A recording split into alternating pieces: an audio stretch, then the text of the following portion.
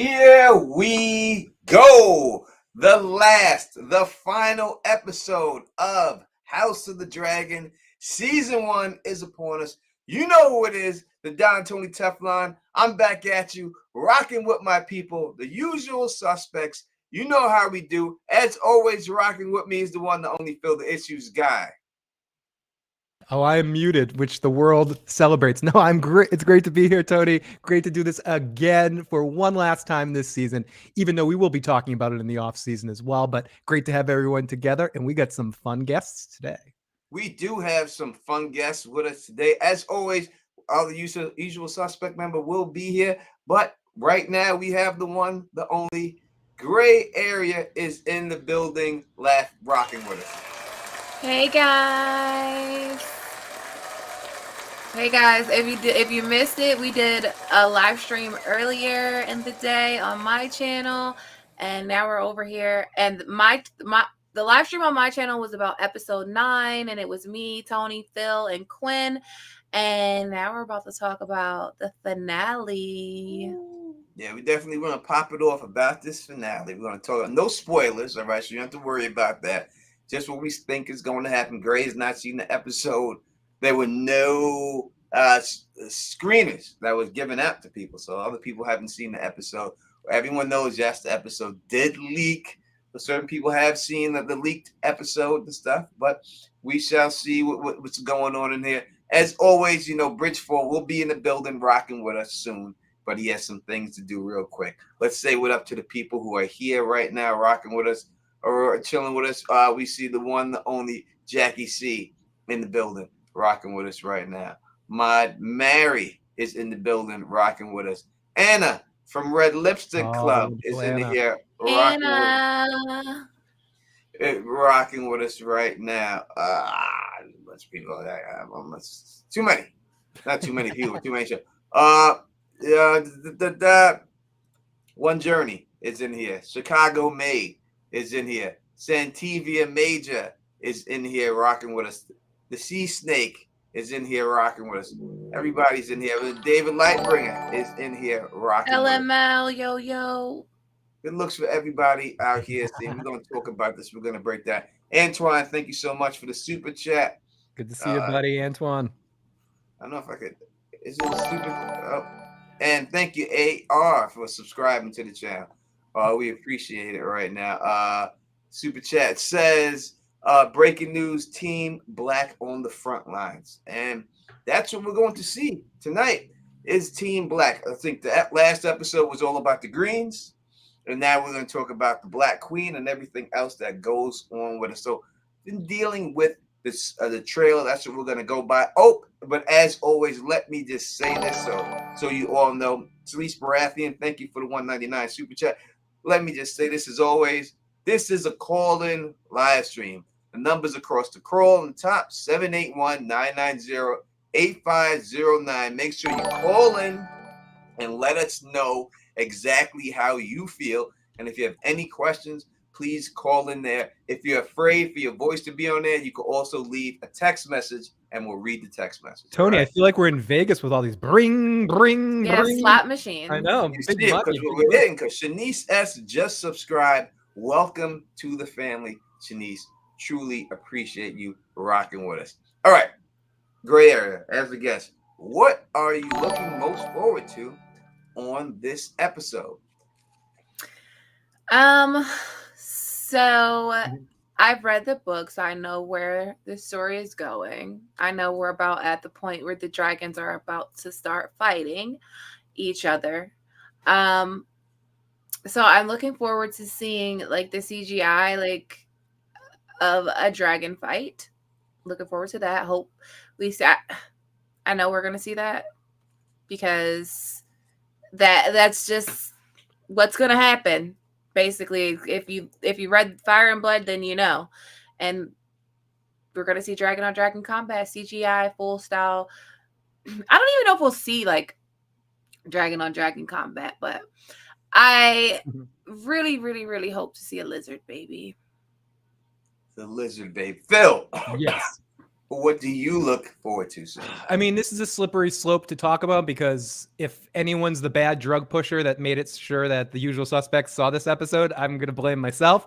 But I will say the thing I'm most looking forward to in this episode and was going into it would be just seeing Rhaenyra's reaction to everything that transpired in episode 9, seeing how she communicates that, how that works with her whole team, and how that manifests. And I'm also, I'm going to stop there before I say something I shouldn't say. Yeah. You know, you can say, you have self-control. I believe in you, I bro. do, but I don't know exactly what was in the trailer. I'm hoping to see some characters that we haven't seen in a while come back and see what their fate is in this next episode. And I was kind of hoping that before I knew whether we would see that or not. I want to see Rhaenys interact with Rhaenyra and see some sort of response to why she didn't burn the greens and get some sort of back and forth with that situation. Yeah, you know what? I'm also want to see Corlys. Yeah, that's what I was hinting at with like the people that we haven't seen in a while. I want to see Corlys in this episode. He's been gone since episode 6. Yeah, it's a long time he's been gone. Now in the books he is gone too, right? So this is not something that they just made up for the show. In the books, it's not for the same reasons, but he is gone for a long time. So is he really sick? Is he dying or anything like that? We'll see that. And we know that Rhaenys is definitely heading straight to Rhaenyra. Yeah, we see her in the telling her trailer. exactly everything that's going on. There's no way around. It's not like she's gonna go there and not say anything. So that's definitely going to happen. It just comes down to the actual reaction by her when she actually receives this information. How do you think, Gray, that she's going to take it? How's Rhaenyra gonna take it? Yeah, as soon as she sees this information. In the books. Oh, you could say the books. How do you feel if you think? I expect her to take it. I expect her to do what she did in the books, like send terms to them and basically tell her brother. What did she say? What was the quote? Like she told him, "I'll have my crown." Basically, is what she said. Sorry, my dogs are flipping out. No, it's all good. Yeah, I would expect that she would most likely react the same way that she reacts. But they've been very faithful to a lot of the book stuff already. So you would think that they would react exactly the way that the books did. You know what I mean? You would think that's the way it's going to go down when it's all said and done. That's what makes good adaptations, when you take from the book and don't try to go your own separate route. And we've seen this season that most of the time they have done very good following the books. Absolutely. And the changes that they make just flesh things out more. Just like George saying that Viserys is a far more fleshed out character. You were mentioning this earlier on the Gray Area stream, that if you haven't check that out.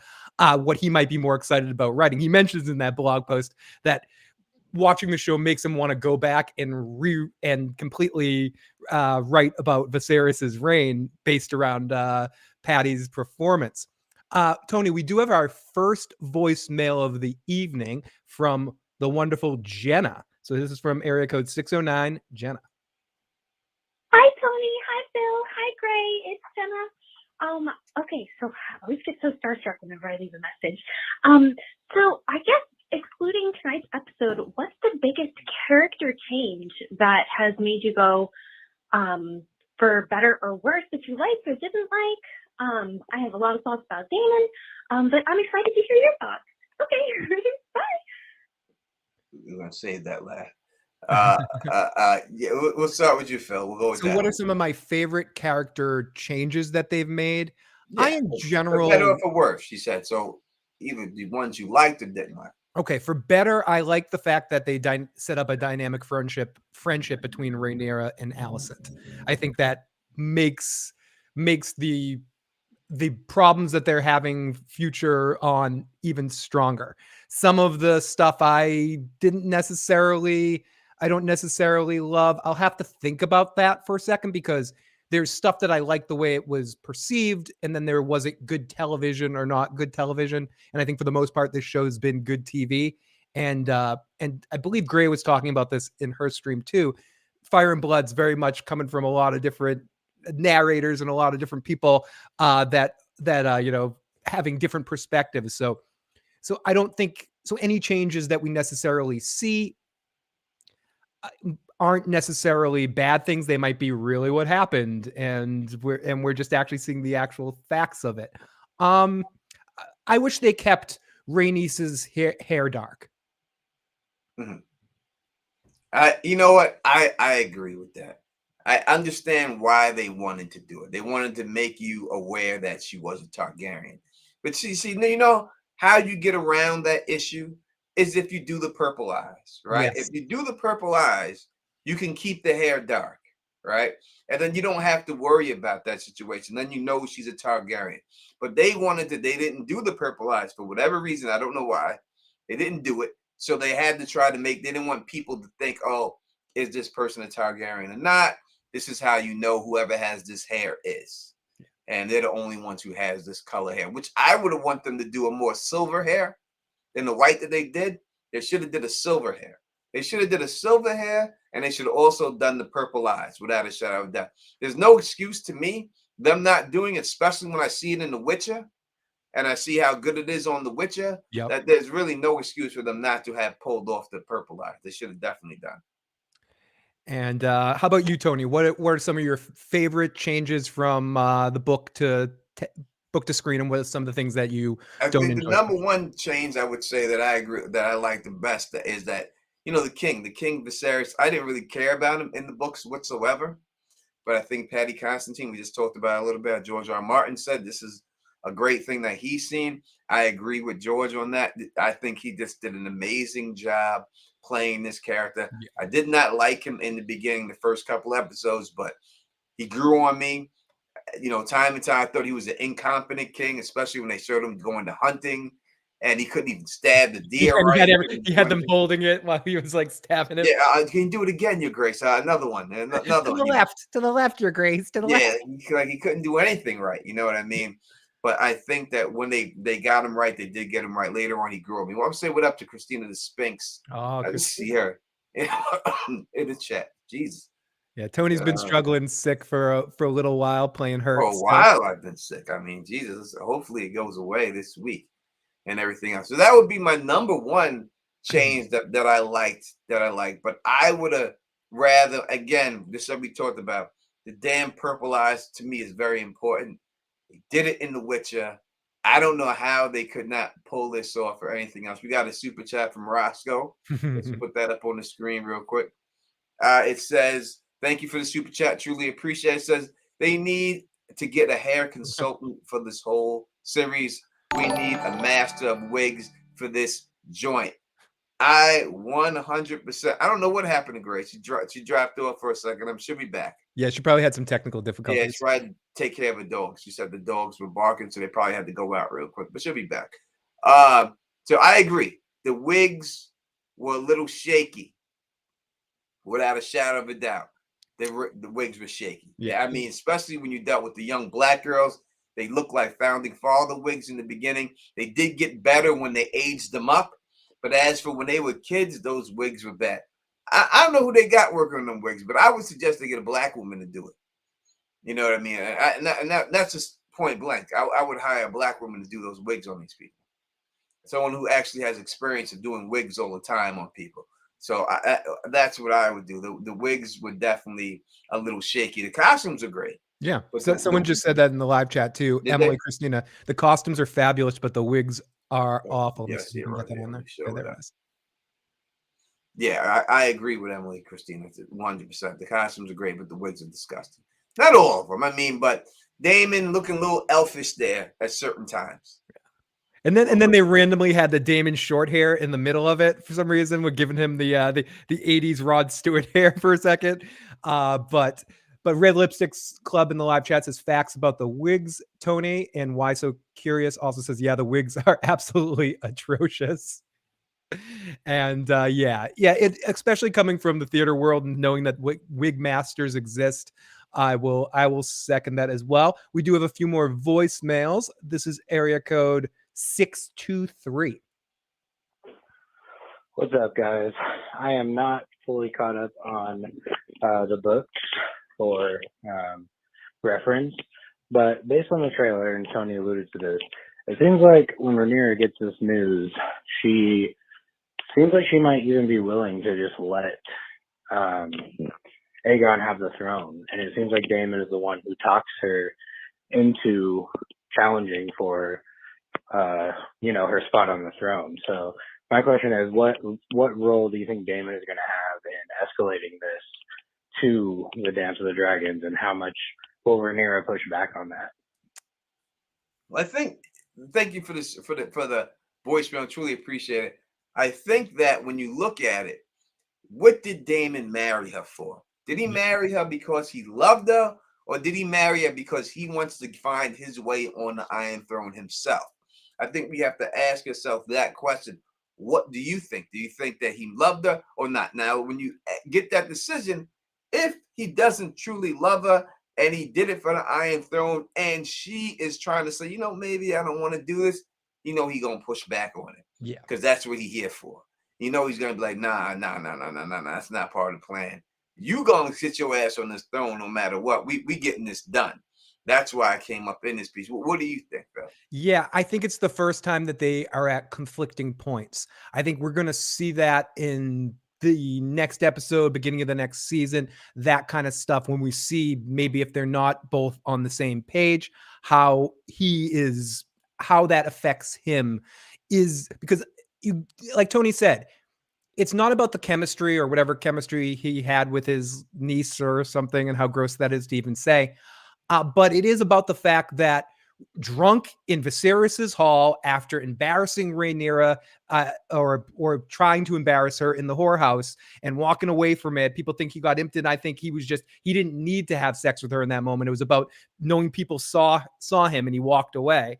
And then later in that episode, destroying it, he tried to manipulate it so no one else would want to marry her. So Viserys couldn't help but marry him. So again, he ends up in control of the kingdom. So I think we're going to find out real quick. And I know Gray's not here to defend Damon. This isn't about defending him or not. I think his goal is to be, or somewhere inside of that, I get the vibe that his goal is to be in charge of things. I don't know if he wants the responsibility of it, but he wants to be the one making the decisions. He wishes Viserys made him the hand. He wants Rhaenyra to listen to every single word he says when it comes down to it, probably. So I think it's those kind of things that we're going to see. Maybe he doesn't love her as much as it seemed like in the last couple of episodes, but I could be wrong. It could show that he's the perfect doting husband and supporter of everything she does. We have not seen that from Damon yet. We've seen him bash his wife's head open with a Yes, rock. Yes, we did, right? Tony. So we have to be consistent with this man's character. What up to my podcast partner, LMR, in the building, rocking with us from the Lady in the Dime podcast. What up to you, Shorty? Glad to see you here rocking with us right now. So when we go by Damon, from everything we've seen of him, we have not seen a caring side. I mean, maybe did he care about his wife that he had kids with? I would say he had some love for her. He wasn't trying to kill her like his brother killed his wife. He wasn't trying to pull that shit off. He wasn't doing that. But he did not seem to be that 100% understanding husband at all. So I don't see him going that. He only got with this chick so he can get his hands on the Iron Throne.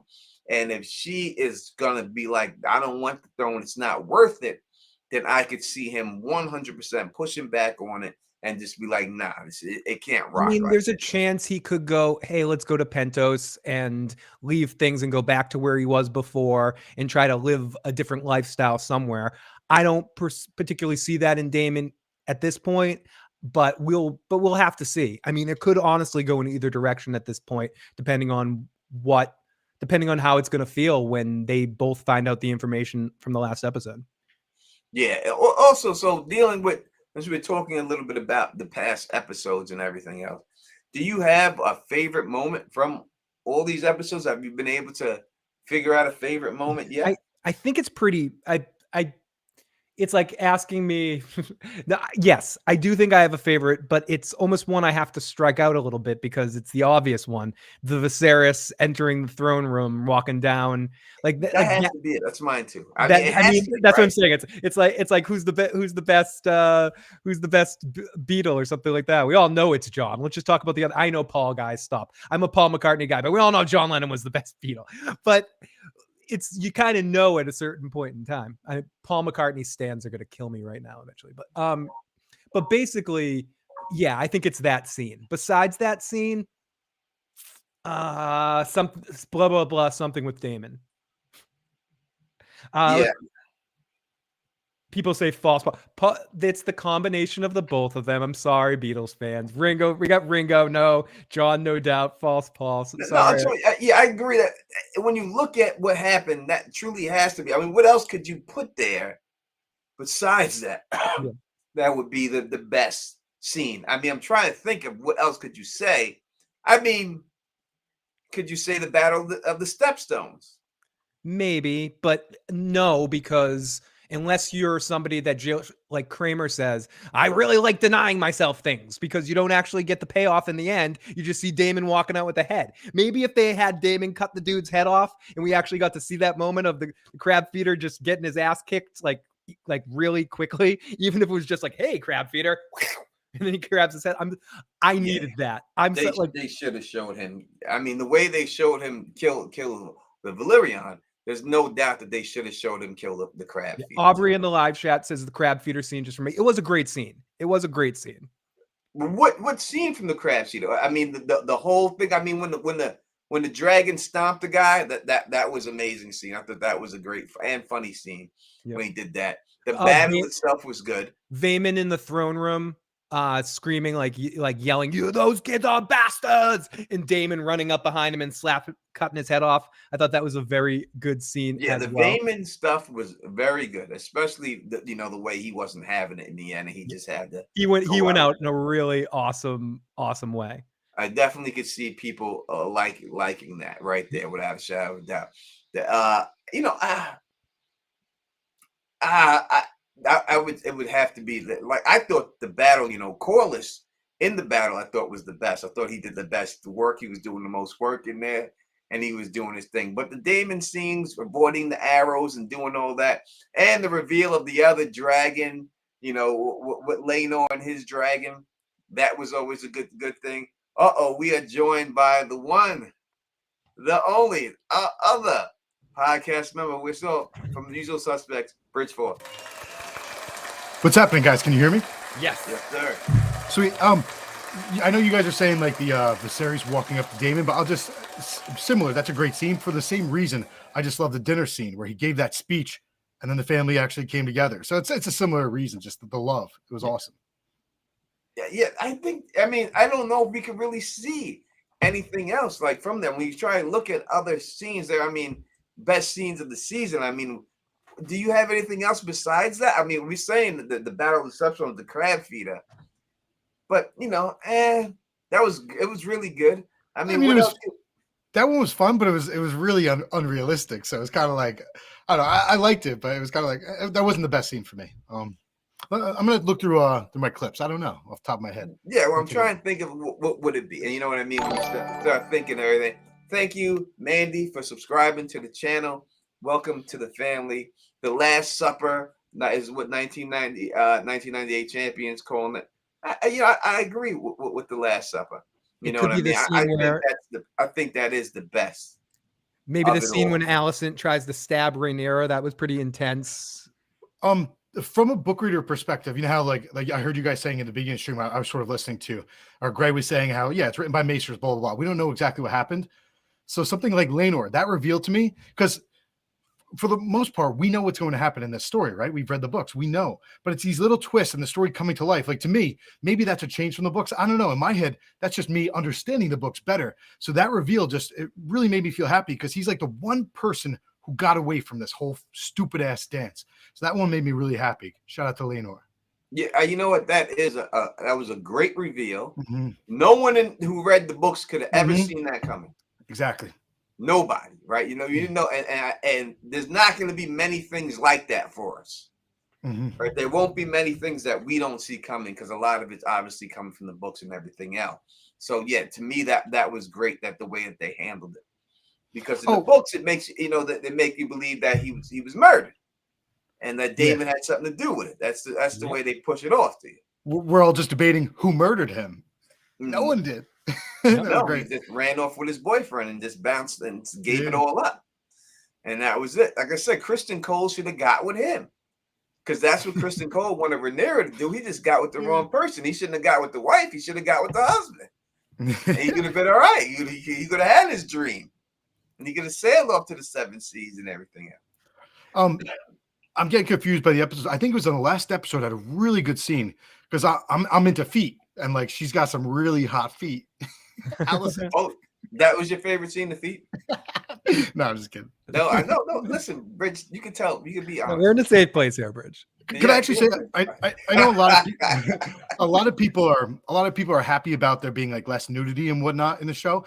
I'm not actually that happy about it. I love nudity. With that said, the sex scenes they've had were shot, I think, by women, and they were shot very well. They were very romantic and stuff. With that said, I kind of like seeing naked women. So I agree that I know a lot of people did complain about that. Yeah. I thought all the nudity was justified, and I would have liked to see a little more. Yeah, but they've done it very artistically in this season. I appreciate that too. It's pretty awesome. Yeah, they have good sex scene coordinators. All right, that's people who handle that stuff. But I would have liked to see a little more. Yeah, you know what I mean. We didn't see no black skin and nothing. I would like to see some brown women up there. There's a couple of them brown women I would like to see. People in the live. Stephanie in the live chat says sex scenes were blah, and Craig says not enough nudity. Fandom D Saint says love seeing naked women too. Man of culture, Bridge 4 is. Yeah, I apologize. I'm not trying to take down he's agreeing with you, Bridge. Yeah, I know, but just to everyone else in the stream, I apologize. I'm not trying to like bring down the conversation. Fandom D Saint is a very classy individual himself. Oh, that was Fandom. I didn't hear you said. What's up, Fandom? Thank you for the super chat. AV to the 7's power. New sub. Thank you for subscribing. We truly appreciate it.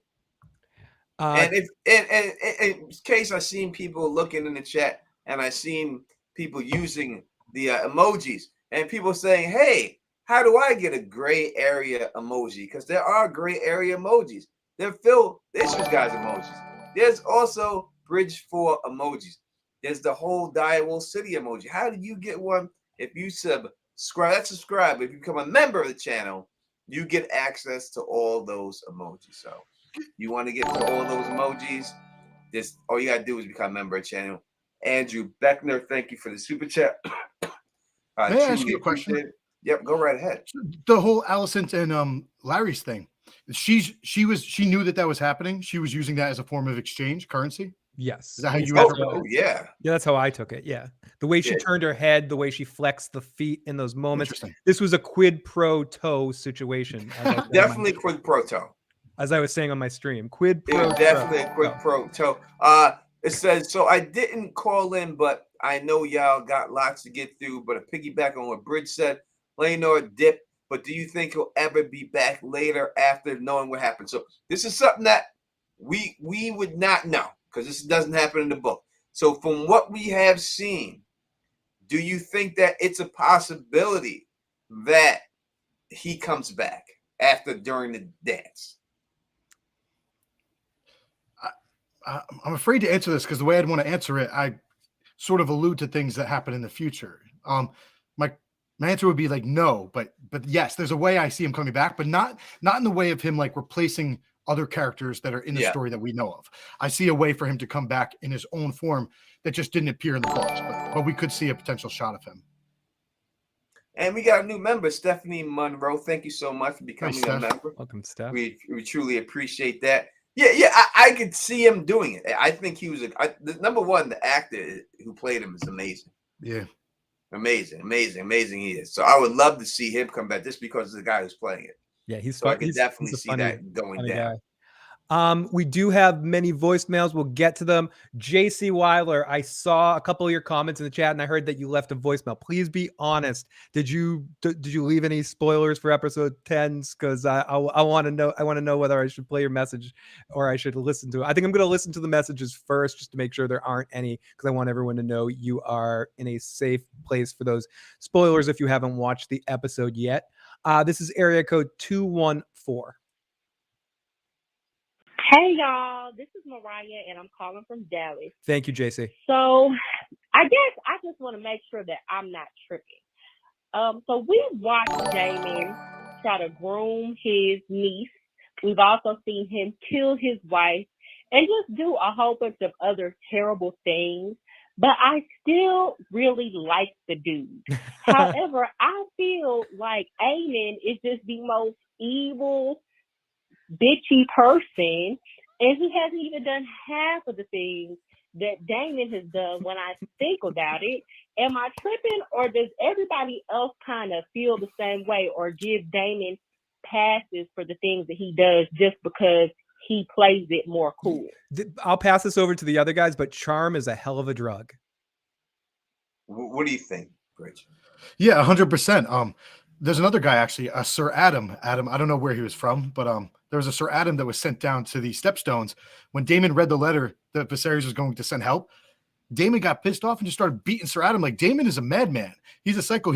I have these offline conversations with people like Miss Duncan the Tall and stuff. There are so many Damon apologizers. Now, I've gone on record for years as saying that Damon's literally my favorite male Targaryen character, but not my favorite male Targaryen human. That's Baelor Breakspear by a long shot because he's a better man. Damon is a really interesting character. But yeah, I don't look up to him the way a lot of the fandom lets him get away with this. Like, he bashed his wife's head in with a stone. That's insane. So, and as far as Aemond, I hated Aemond just like everybody else, I think, until like 2 weeks before the show. I kept re-listening to it on Audible, and eventually I started seeing things differently for both Aemond and Alicent. I started being like, wait a second, if I got my eye stabbed out, I would hate that kid for the rest of my life. So I started opening up my my eyes to Aemond as a human, as a character. And then the show, he's come to life. He's really cool. I'm like hardcore on Team Aemond right now. Yeah, I would say Damon is a piece of shit. He's always been a piece of shit. I've said it from the jump. I'm not going to change my position on it. I mean, do I like him as a character? Sure. But is he a piece of shit? Yes. It could be one and the same. Yeah. Going down with him. You know, he has done terrible things. I understand why people still like him. I don't dislike him. He's a piece of shit, but I don't want to see him die. Like, but as for Aegon, to me, is the worst of the worst. I mean, he's the worst of them all. He's raping women. That's I mean, and once you get to that point, you don't have to say any more than that. He fucking is a fucking rapist. He's an evil piece of shit.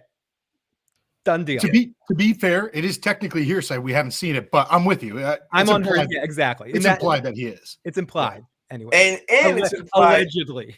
And it's implied that the chick knew not to go, that it could happen to her. Don't go in the room when he's around. She didn't think he was around. And then he jumped on her. So that means he's done this more than once. He's done it many and many a times. We see he's got bastards sitting in little corners and shit in the show. He's just blowing his load inside of chicks all over the place. He messes with his cousin's wife at the dinner table. You know what I mean? This is who he is. He's just a sex fiend, this guy. A sex deviant. He'll do anything for it seems like, you know. So to me, he's the worst character in the show. I hate him more than I hate anybody else. More than Larry's Clubfoot? Yeah, I don't hate the He's Clubfoot. Just misunderstood. Everyone has. When we're not kink shaming I here. don't mind. Listen, if people have fetishes, no, I'm kidding. And if your fetish is to lick between a woman's toes, go do it. That's nothing for me. But if you're into that stuff, then I'm not gonna judge you for it. I don't think that it's a disgusting act like fecophiliism. You know what I mean? Like that to me is disgusting. That would have been worse. You know what I mean? He likes to look at some woman's foot and jerk off. So what? Go ahead. Who's he hurting? I'm referring to the fact that when he had people's tongues cut out, he seemed to enjoy it like that. He's a psychopath. All right, The listen, second, he killed his he family. killed his brother and his father. That's not cool. No, he's a piece of shit.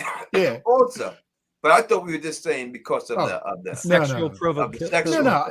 I don't get the foot thing, but to each their own. Like I don't hate shame on that. That's cool. Yeah, same. Yeah. And I agree with you, Bridge. He killed, as Tony was talking about on the other stream, he murdered and killed his family. That's nuts. He seems to enjoy and get like some sort of stimulation from causing pain. He's a sick sort of prick. And he's a dry jerker. All right. I'm not a dry jerker. You talking about Aegon? No, I'm talking about Clubfoot. Oh, Clubfoot is too. Aegon might have been, but yeah, Clubfoot. I mean, I don't know what Aegon was doing. I would have hoped that he had using the rain. That he had something in his hand before he jumped in that window. But for fact, we know Clubfoot was a dry jerker.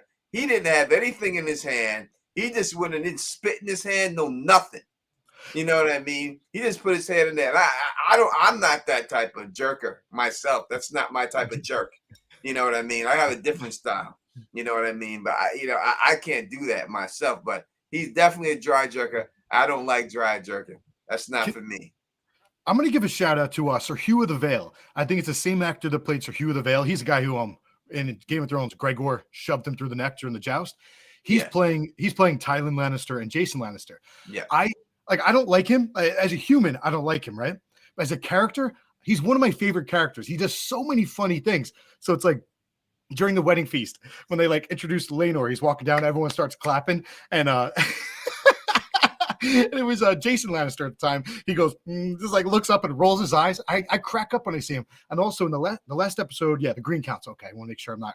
All right, so in the last episode, he stands up off the table, walks away when Sir Harold Westerling takes out his sword against Sir Criston Cole, right? So and he's like, he like walked aside, and then when Sir Harold Westerling put his sword back in his thing, the way he like scooted back to his seat, like I die laughing every time he's on screen. And he moved away from the body. He got to the other side of the body. It was actor so slimy. Yeah, it's the little things. He's cracking me up. I love him, and you can tell that he at least studied Jamie and Tyrion actors in the way he moves and the way his cadence of his voice talks. He's just so Lannister. It makes me, being a Lannister fan, he just makes me smile seeing how he breathes it. He's like, no, I'm here at this party. I'm gonna sit here. It's just his whole vibe. I agree, Bridge. It's hypnotizingly funny. Daryl Galt agrees with you as well.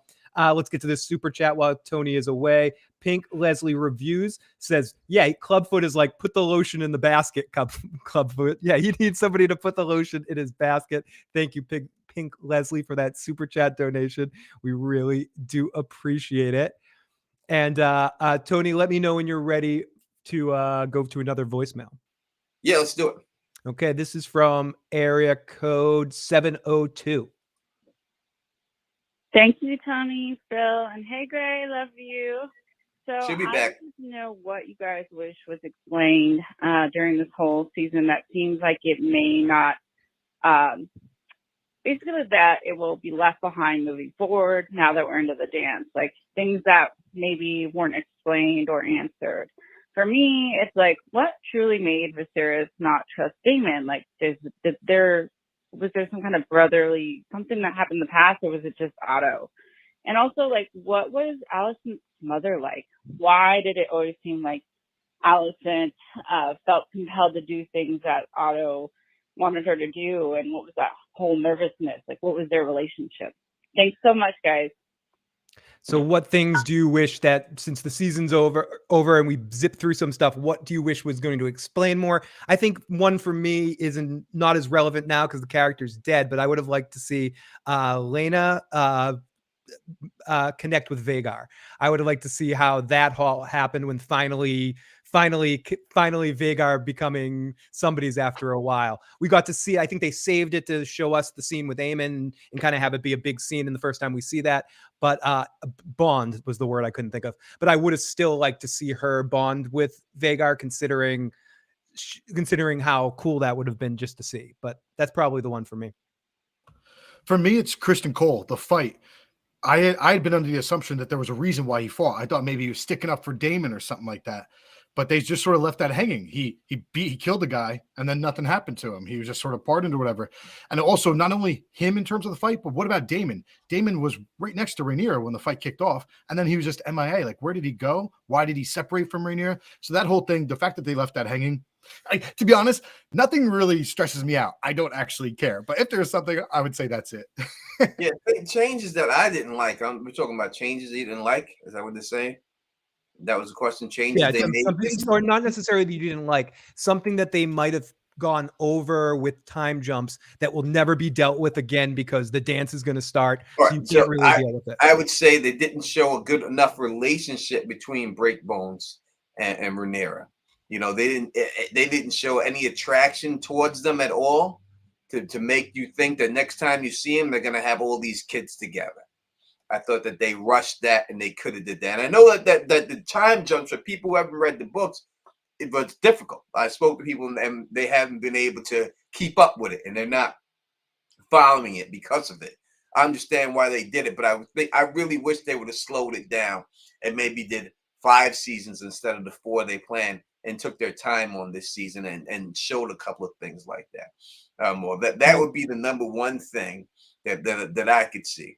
And I guess LCH Jeremy in the live chat, great to see you, says that they did film a scene possibly that was cut with Lena in Vhagar scene that just got cut on the cutting room floor. I hope they release that. That gives me an excuse to buy the Blu-ray and hopefully they had the Alicent's wedding. They had that and they cut that. I'd love to see some of these scenes. They filmed that whole scene and didn't do the Alicent's wedding. But things from the books, I talked about this a little before. We'll talk about it again because we'll get Bridget's opinion on things that I did not like that they changed. Number one, the death of Beesbury. I did not like that. I did not. In the books, when Beesbury dies, Kristen Cole slits his throat, right? And that's how he kills him. In this one, he smashes his head into a cue ball, right? It made it kind of seem like it could have been an accident.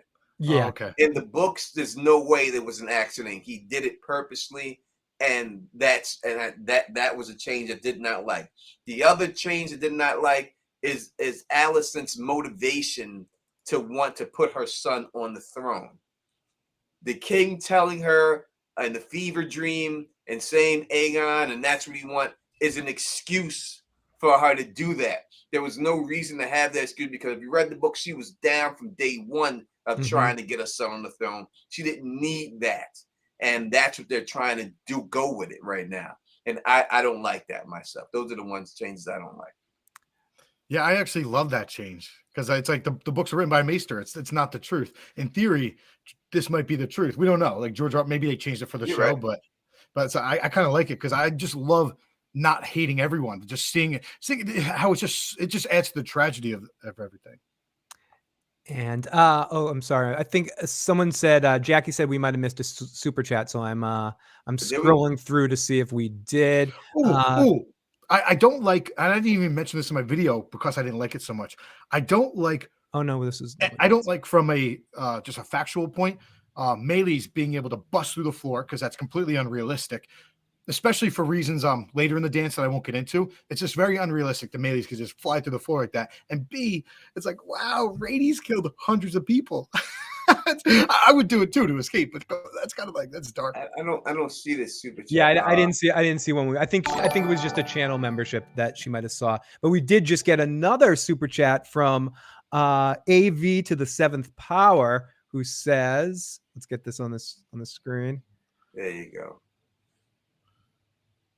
Salute, brothers. Gotta run. Happy I found the Game of Thrones House of the Dragon live stream late in the game, but great content. Better late than never. Can we talk about how boss Rhaenys was busting out of that floor? Bridge was just talking about that. I literally just said how I hated it. No, yeah, exactly. I love Bridge should say that. No, but I love Rhaenys is one of the best women in all of the books. She's awesome. So I forgive her. And I mean, coming through the floor 100% is unrealistic. I know what scene you're talking about, but it was dramatic. Yeah, I know people are like, where'd she get that armor from? And she had wearing the armor already. If you look when she's wearing, like, I almost put this in my video I knew people are going to wonder that she didn't change downstairs. If you look when she's wearing that brown stuff, the whole walk, you can see her shoulder pads there. She already had that armor on. Yeah, 'cause once they locked her up in that room, she knew something was wrong. Yeah. Like Yeah. something was jumping right then. And she You know probably what I said, mean? "Give me a second to put And on then my." when Exactly. that guy came to save her, easily you could see him helping her throw some armor on, Yep. and then putting the cloak over top of her. Let's get to a couple of these text messages before it goes too far. This is from Antoine. It says, Phil, Tony, and Bridge, if I was given an opportunity to re-cherish the Blackfire on Team Black and marry Helena Targaryen, and if Damon and Rhaenyra depend on me to destroy Team Green, do I use my missiles aimed at the Red Keep and win the Dance of the Dragons for the Team Black so Rhaenyra's son could rule? Should we get Bridge to be my loyal general and where he is, he'll bring in the drones, aim to attack the high towers and end them? Good message as always, Antoine. 623 says, thank you for doing these every week. The content has been great. What's in the plans for House of the Dragon content during the off season before seasons 2, or will you branch out and do other stuff? The usual suspects will definitely do other stuff as well, as Tony always does stuff. Bridge covers a lot of amazing stuff, but we will do some what ifs and some prediction stuff about House of the Dragon and about other Game of Thrones properties. We've long wanted to do a live stream about this snow thing. Maybe we'll do that at some point now that we get some more concrete information. But this won't be the last time you see the three of us talking about a Song of Ice and Fire. No, we'll do some Game of Thrones what if example of that. It would be like, what if Ned Stark never died? Right. What if, what if one of Rhaenyra's kids actually was Laenor's, or something? Would that have stopped the High Towers? We can do so. We'll do things like that, and we'll have that and that. As for me, next show I'm covering 2 shows after this. One from Amazon, what is it, Peripheral. I'll drop my video on that next week, and then when episode 3 starts, and the vampire interview with the vampire. Which has been very good. I've watched every episode. Good stuff. Yeah, we'll be doing that, and that'll be dropping the interview. That'll be the next step. Plus, we do Game of Thrones stuff all year long. We've got the wonderful Alicia. Send Tony a message. I don't know how to do it for this one. And all that. So those You're will be invited, the Alicia. Those will be the things that I'm doing and everything else, and getting stuff going on and all that good stuff. All right. Zip through some of these more text messages. We got that's a badass voicemail. I just wanted to say it's as simple as Laris, the clubfoot, having a foot fetish. Laris is rich, high up societal ladder, and could have as many feet as he wanted if it was just about having the foot fetish. It's not as simple as that, but rather a combination of power, control, coercion, dominance, and ultimately flexing on Alicent and her position as queen. She needs his info, and he might not need her feet, but rather needs all the sick emotional shit that comes with that, with seeing the queen's feet. So it's not necessarily. I don't know if seeing the queen's feet is sick and emotional. I just think he gets off on feet. Now, the queen's feet would be the best foot you can get, right? He may have other feet that he likes, but they're not the queen's foot. The queen's foot is a different situation. Thank you for subscribing, Maid. What's that? Moselle TD? Can't say. I don't know. But thank you for subscribing. I truly appreciate it. Welcome to the family. You know what I mean? I understand what you're saying, but that's the highest foot you can get in the realm. Yeah, exactly. That's a big foot. You know what I mean? So if you're into, he can get all the little feet of there, but that's not the same of getting the damn queen's foot. And someone asked, do you guys feel this makes up for the fall of season 8? Because I did not expect this shit from a show, and it turned out to be great. We were talking about that a little bit before. Makeup, whatever. People have short memories when it really comes down to it. I don't think anyone's gonna be completely repaired from the people that were really affected by season 8. And we were talking about this with Gray and Quinn earlier. There's some people that I know that were way into Game of Thrones that haven't quite got back.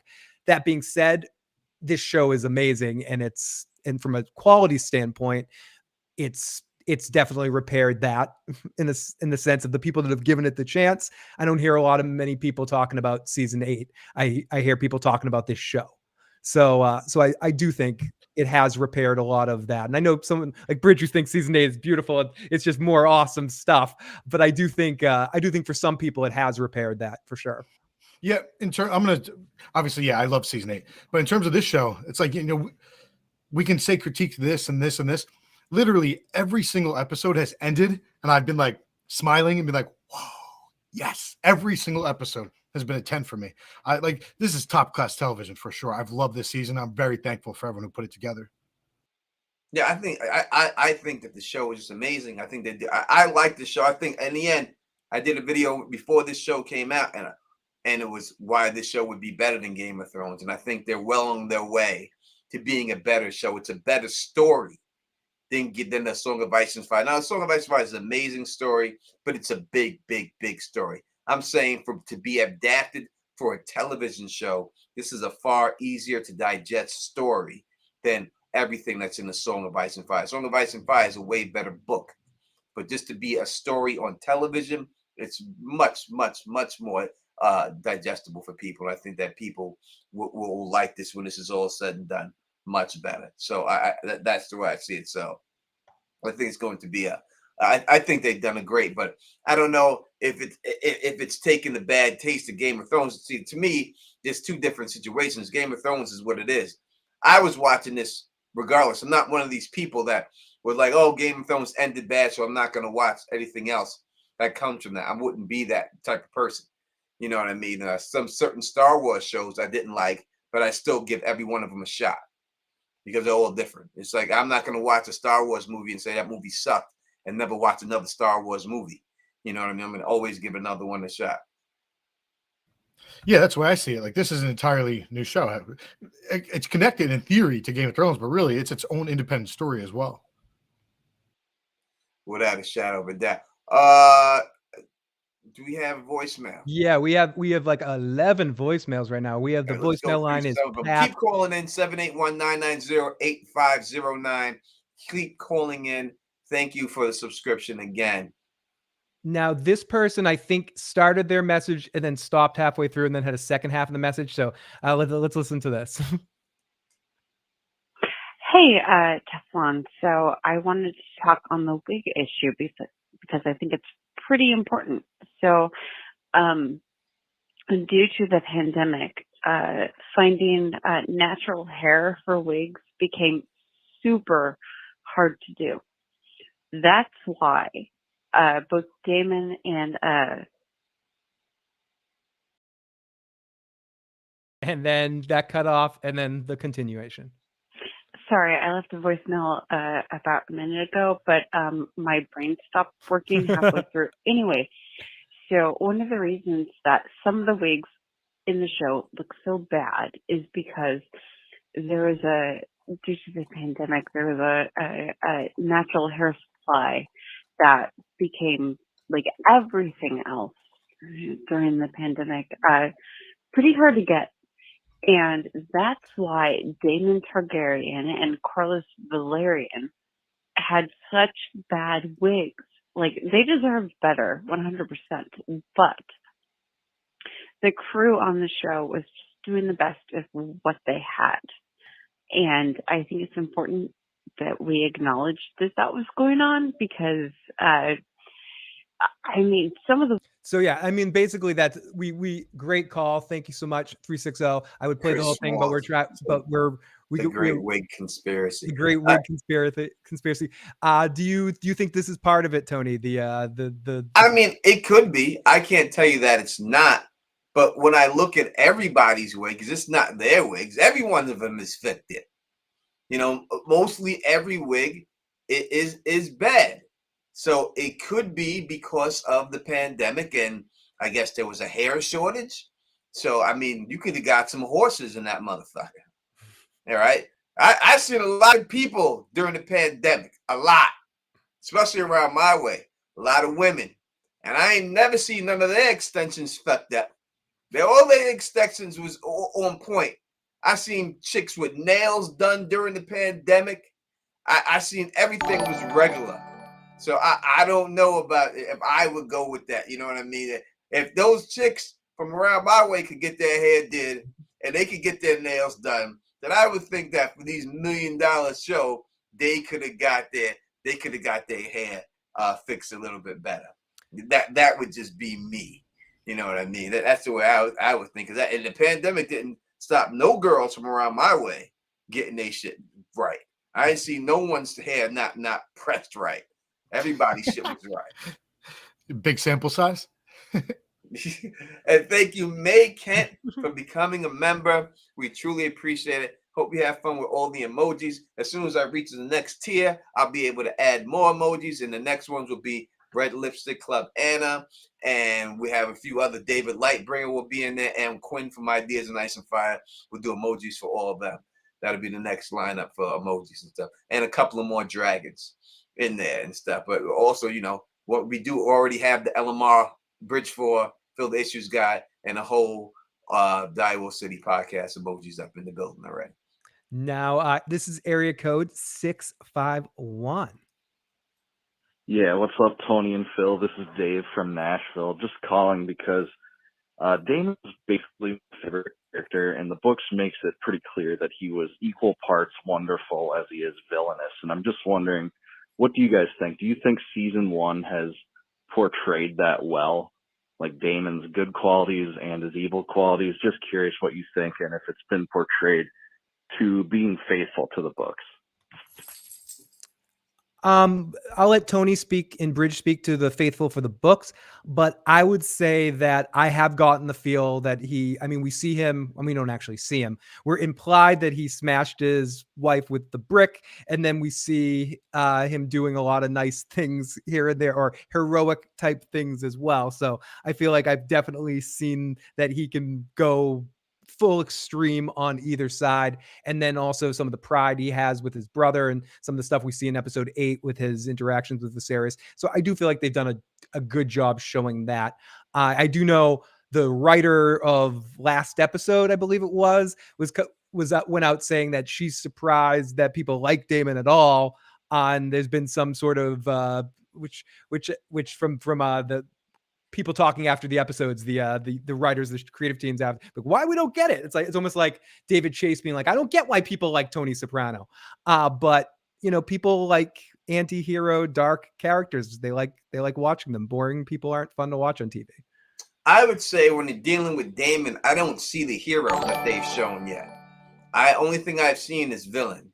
So I know they're saying he's equal parts hero, equal parts villain. To me, the hero hasn't been betrayed good for me. I haven't seen him do anything really heroic. Everything he's done has been selfish and stingy for himself. I haven't seen anything done. So that's my opinion. Bridge, how do you feel about Damon? Do you think they did a good job portraying him being equal parts hero and villain? Yeah, first off, let me give a shout out. I never usually do this, but I actually have a video about this topic indirectly coming up. That's literally my next video after. So like Monday or Tuesday. So yeah, sub. But anyway, as I said earlier, he's literally my favorite male Targaryen character in the books. And I think the show version of him is even better. I'll actually do a shout out to someone in your comment section of your last stream, Tone. They pushed back on when I said, because I was saying Viserys has like a harder role to play. I think he deserves the Emmy. And then I don't know if they listened. A couple minutes later, I defended Damon.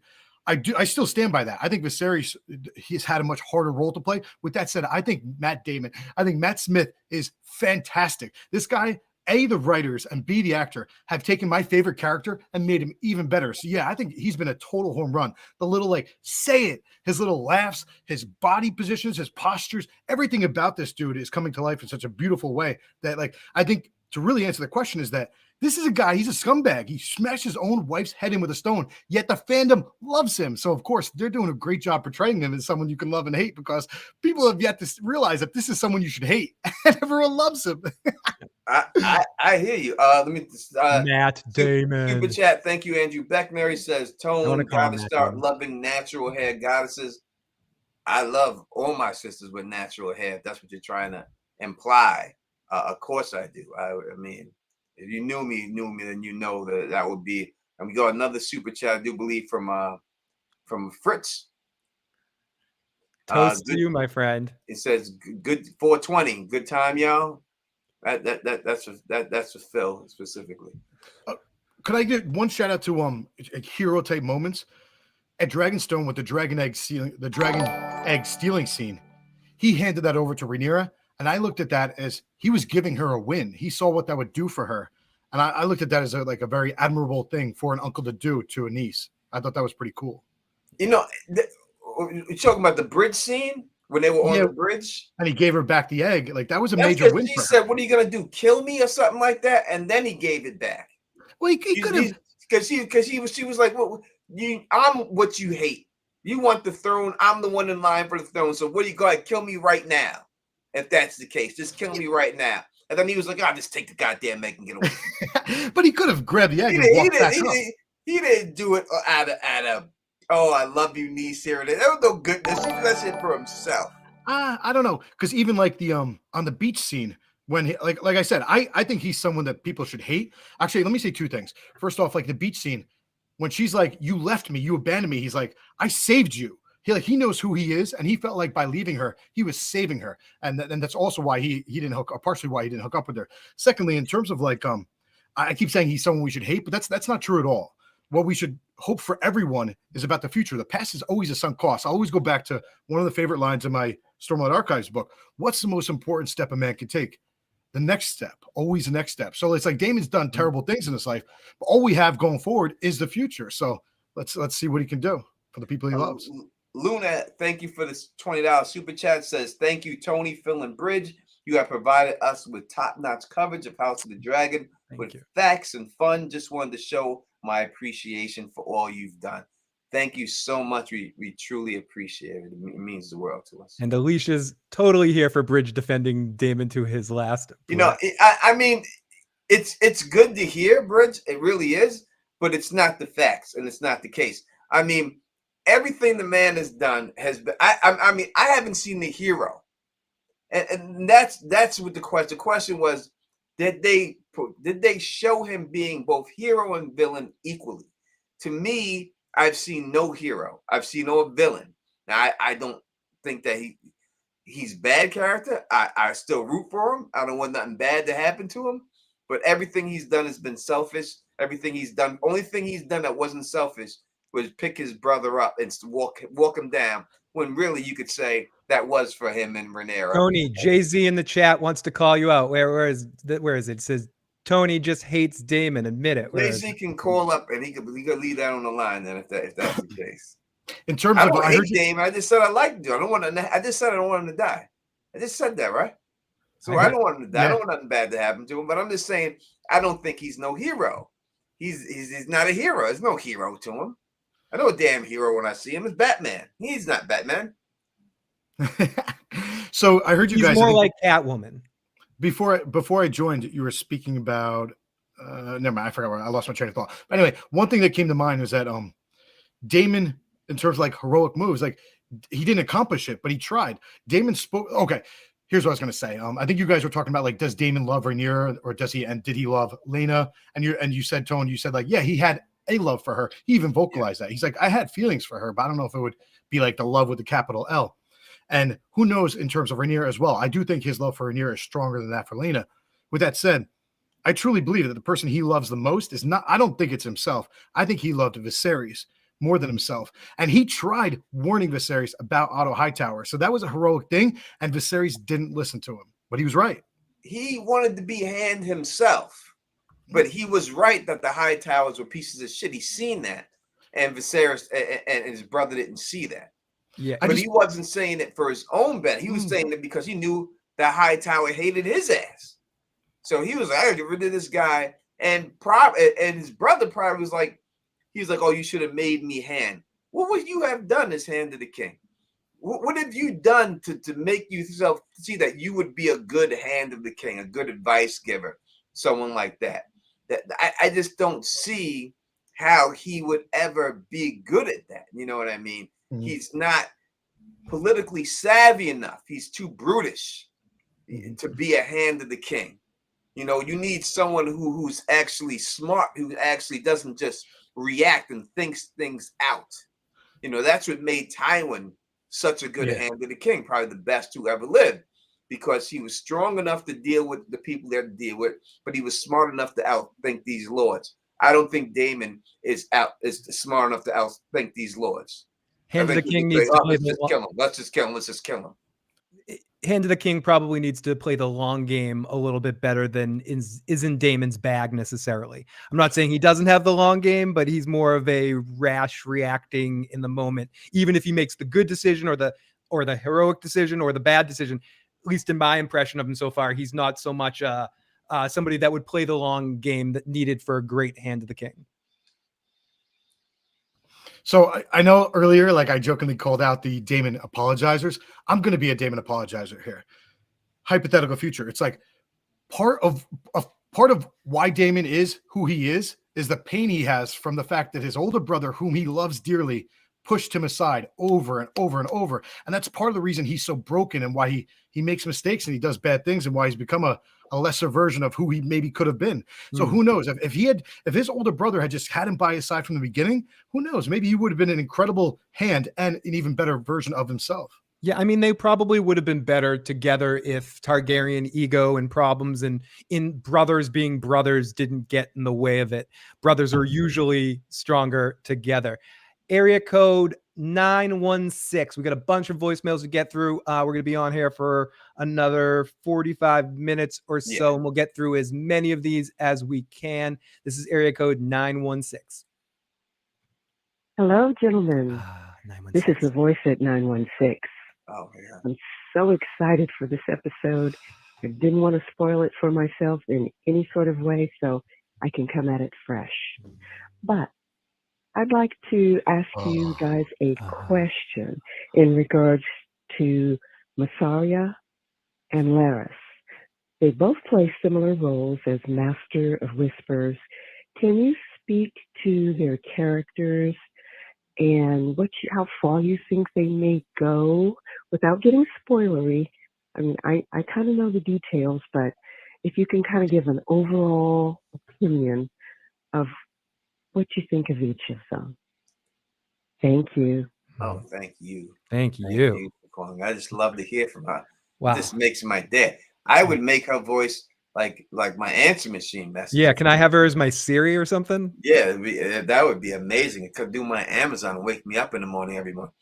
I would say this: the thing that the difference is between them is that Mysaria is about business. Everything she does is more business related. Larys is a psychopathic, sick motherfucker. So that to me would be the biggest difference in everything else would be that. I think Larys, because of that factor, Tony, is easier to manipulate on his own as, say, again, you can read that Alicent situation however you would want. We're having a lot of fun talking about it, but I view that a little bit more. And I know you can look at it both ways as her getting what she needs from him and giving him as little as he needs, but it could be flipped around. I think he has certain needs, whether it be that specifically, that power trip, or the fact that what Bridge was hinting at earlier about him enjoying the tongues being cut. You can predict somebody like that a little bit more than you can predict Mysaria and what her agenda is, which I think she's just more of a wild card because it's hard to, at least for me, to point out exactly what she's working for right now, but you can see Larys coming a mile away. So Larys, I feel like we don't know yet Mysaria's backstory, and who knows if we'll ever get her backstory. But I sort of compare it to Varys, and they're both Master of Whispers. Personally, Varys speaks to the fact that he wants to protect the children. That's what he says. Now, a lot of Game of Thrones fans, including a lot of hardcore Game of Thrones fans, they don't buy it. They believe the whole Blackfire theory is very selfish, blah, blah, blah. I think Varys truly, he was broken as a child. He was abused, and I feel like he wants to make a better world for the children. And they've sort of carried that over to Mysaria. Now, we don't know, was Mysaria abused as a child? That's sort of I'm reading it into it that way, is that she experienced her own trauma as a child, and thus she's now she has power, and when she has power, she's using it to help children, to create a better world for the future. But the best quote is from Jane Goodall about conservation. It's we did not inherit this world from our ancestors. We're borrowing it from our children.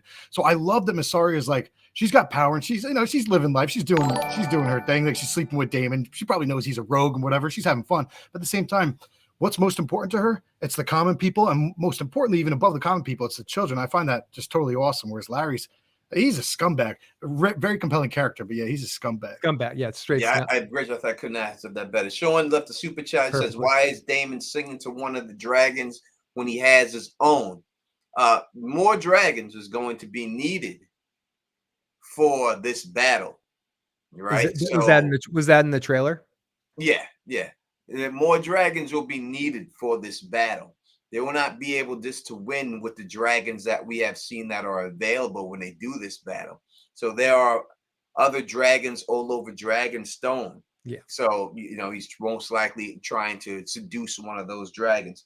I know that they said that his dragon Cyrax, while it makes those noises, it does it because it's flirting with the female dragons that sing. Caraxes. Yeah, Caraxes. So that's probably what he's doing. He's doing a Caraxes situation.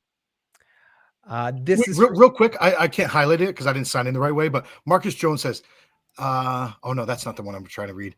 Someone up here wrote it. I can't find it. But someone did write the fact that when she was having a conversation with Damon, when Damon told like Rhaenyra and everybody that he was going to marry her and have a child, he was faking that whole thing, right? And then they went up inside Dragonstone, and she was really mad at him, and she's like, I've been bought and sold so many times. Like she was very hurt or whatever at what he did because he put her in danger again. So that does sort of imply that she's like a headmistress, but it seems like she was abused as a child. So that's very sad, and it explains why maybe she's looking at children. She got her insides ripped out, so she can't reproduce, right? Yeah. So he's always saying, "I have a baby with me," and everything else. When you knew, wait, I didn't know that she said that she cannot reproduce. Yeah, that's why she said, "I can't get pregnant." When he said that. She said that's why you put my life in danger by saying that, and I can't get pregnant. Oh, I thought that was more of just like I don't want to because it would endanger me. I didn't realize that. No. Because she said she purposely did that because of the business she was in and everything else. So that's an even closer parallel to Varys then, because he literally had his member chopped off. She had something done to her so that she could be bought and sold to people without getting pregnant. That's crazy. That's terrible. Team Mysaria. Actually, we were talking about things that like came to life better in the show versus the books. They've expanded her character in the show. She's a much more empathetic character, someone we can empathize with. Without a shadow of doubt. Calvin 2X, thank you for subscribing to the channel. Truly appreciate it. And we still got a bunch of voicemails. Area code, and I think this is a quick one. Area code 917. Tony, what's going on? I don't care because I'm a Met fan, but I'm just curious. I know you're a Yankee fan. The Yankees are playing an elimination game starting in a few minutes. So how are you going to handle that? What are you going to watch? And then he asks a little bit about the leak. Like if you had already watched the episode, are you going to be watching the? Let me go through it. I'm from Queens, New York. I knew the 917 is New York. I'm from Queens, New York, right? Born and raised. I had season tickets to Shea Stadium my whole life. So I love the Mets. Never think I do not love them. I love them. If I had to pick who wins the World Series, I would have wanted the Mets to win it because the Mets fans deserve it. They haven't gotten one since the 80s, so they need one. As for the Yankees, no, I'm done watching baseball. Yankees disappointed me. They're disgusting to be down this 3-0, not even get shut out. That's disgusting. And until they fire Boone and then fire Cashman, I have nothing to do with the Yankees. Not watching it whatsoever. Yeah. I'm just happy the Jets won. That's one more. I'm on football right now. That's what I'm looking at. And Scarlett Vanessa, thank you for subscribing. Welcome to the family. This is area code 717. Get back to House of Dragon stuff. What's up, Phil? I got two comments. First one is, I don't see why Damon has to want one or the other, the throne or Rhaenyra. You still want them both and love them both equally. So where she maybe was willing to walk away, he still wanted to go forward. Just like, Rhaenys's husband, had that the throne and the family lineage in mind. So I think that's possible that he does love Rhaenyra and he does, want to make his family as strong as it was, like he's told his brother previously. So do you think that's possible?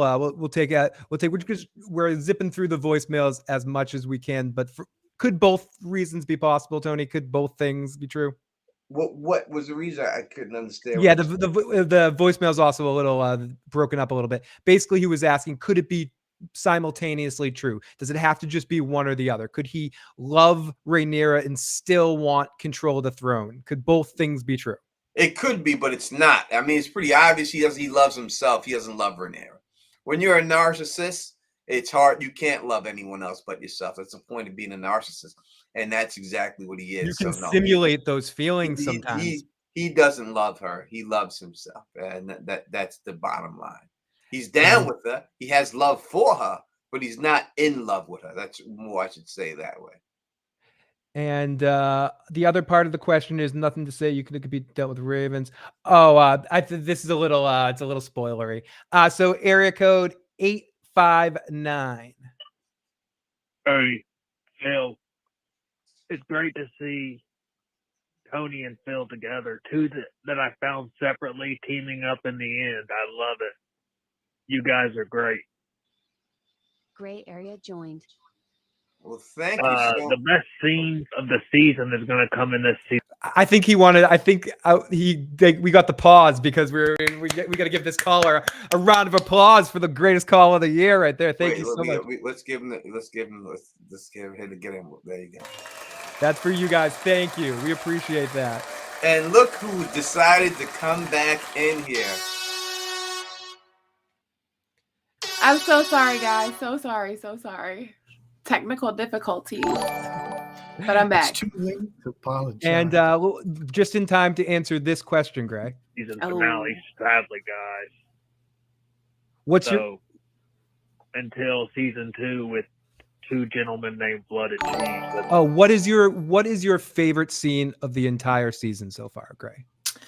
Damn, y'all hit me with the big one as soon as I got back in here. Pause with that. Pause. Gray, I'll give you a layup. It's Vhagar and Lena, right? Vhagar and Lena. The death scene. Lena's death. I was trying to be funny. Sorry. But Lena's death scene was actually really good. That was actually a really good scene. That was one of the book changes that I actually liked. Okay, it's gonna sound so biased. You're gonna be like, this bitch is so obsessed with Damon. But okay, it's when it's the stepstones. It's when Damon went to surrender and then started cutting the motherfuckers up with Dark Sister. And then seeing Laenor above on Sea Smoke doing the hold your cars.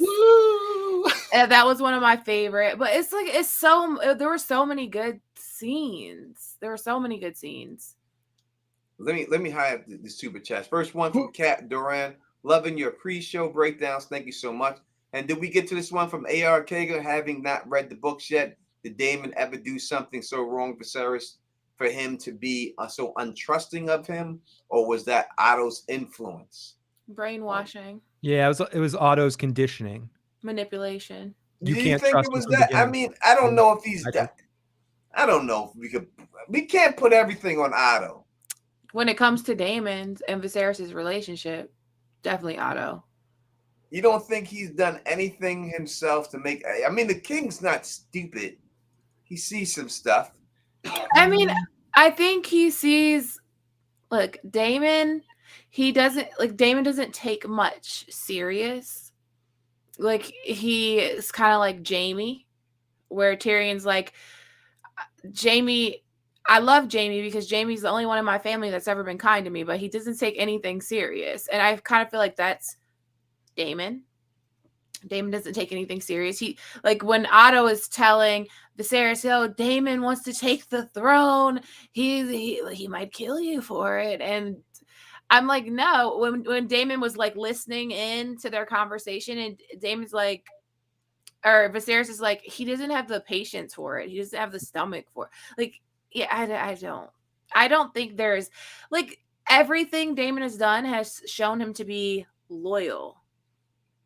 It's everything Damon has done since in Fire and Blood has shown him to be loyal to Viserys. Like it's Damon that's 16 years old in the Riverlands gathering knights up. Like, yeah, I'm gonna kill anyone who tries to take this crown from my brother. While the Great Council of 101 was going on, because it was like Corlys was getting ships together, Damon was getting soldiers together.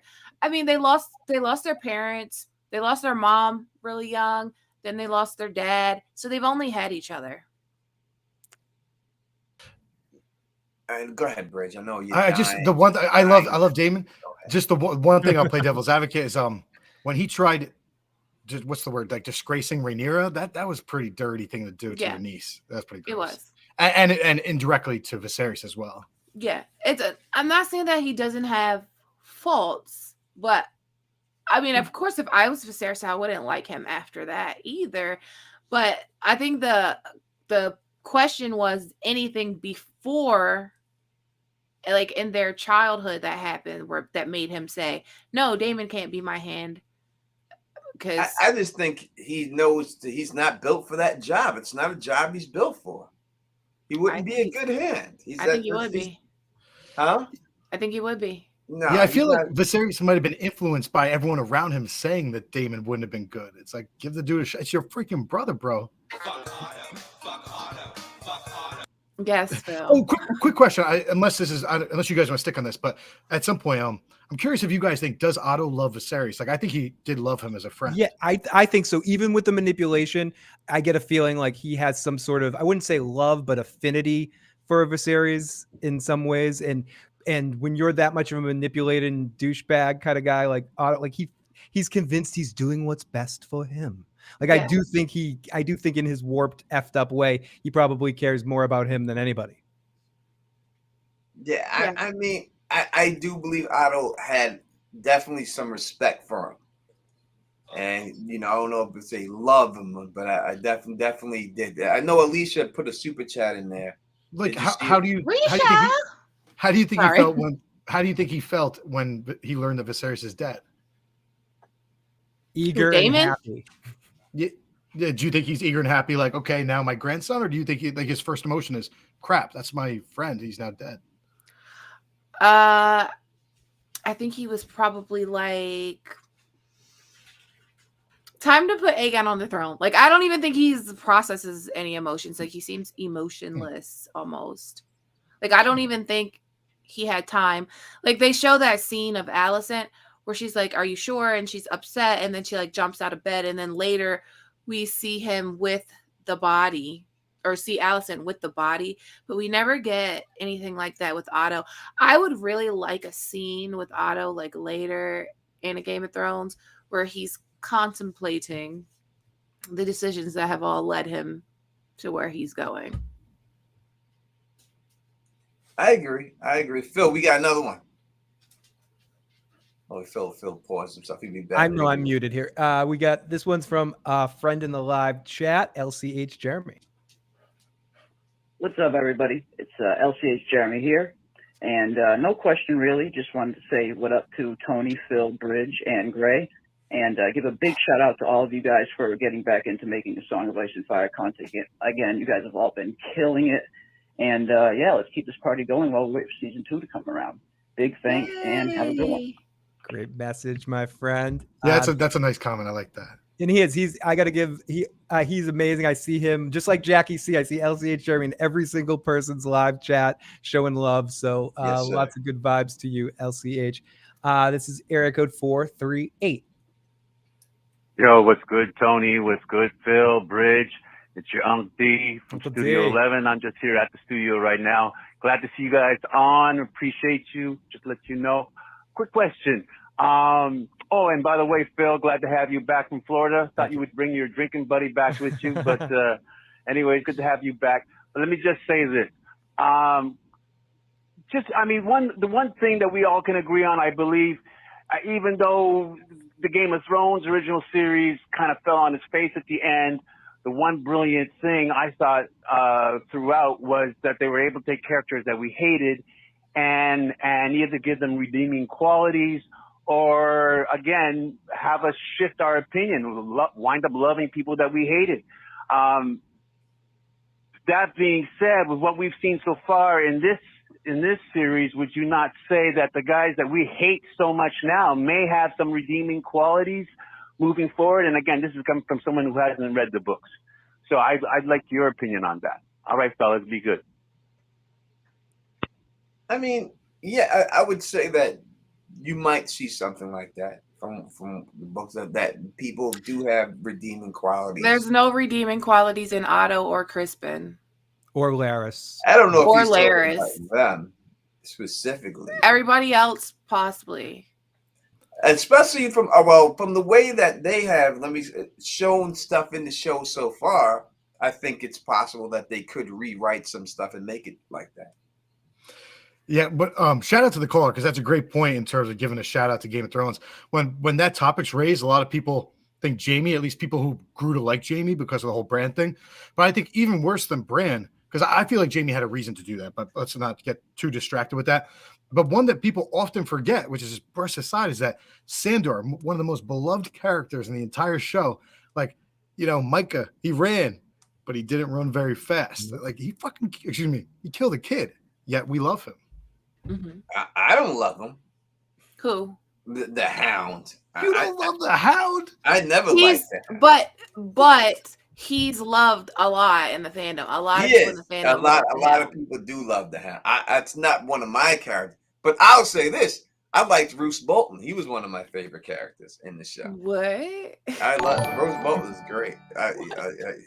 He's one of my favorite characters in the show. Mod Mary, thank you for the super chat. Says, hey, podcast royalty. I'm playing video poker while listening. Oh, nice. Go Astros. Yes, hopefully all wait a second. I said that out live. Whoa. Out loud. You did.